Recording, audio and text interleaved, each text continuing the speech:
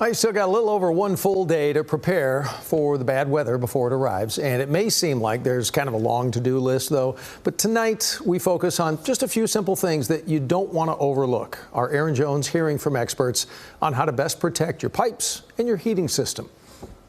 Hey, everyone. David Butler here. With decades of experience as what's known as a responsible master plumber, David Butler says frozen pipes are the last thing you want when the temperatures drop. If you have a pipe burst and it floods the entire house, you're talking $20,000, $30,000 possibly, easily. So when it comes to the interior of your home, what is the best thing that you can do to protect your pipes? First, open your cabinet doors.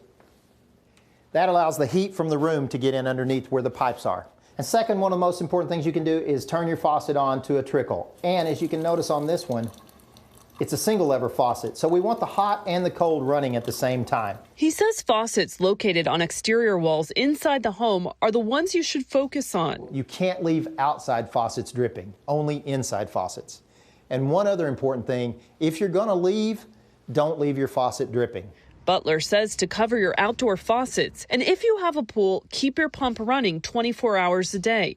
And it may seem obvious, but you'll also want to keep your house warm. Keep it above 70 so that the house stays nice and warm. HVAC technician John Lysinga says make sure you have clean air filters and keep the vents open. So that you have optimal airflow for making sure your furnace works properly. Furnaces and heaters in Texas don't get used a lot. And so this is about to be a test of extended use for a lot of people's heaters. If your heater breaks, you can turn it off, let it cool down, and try to turn it back on. If it's still not working, call a professional. Lysinga says, unfortunately, if you lose power, there's not much you can do. If your house gets to a dangerous temperature, leave your house. Find somewhere where there's heat, where there's power. He's hoping for the best, but says it's always important to be prepared for the worst. In Plano, Aaron Jones, CBS News, Texas.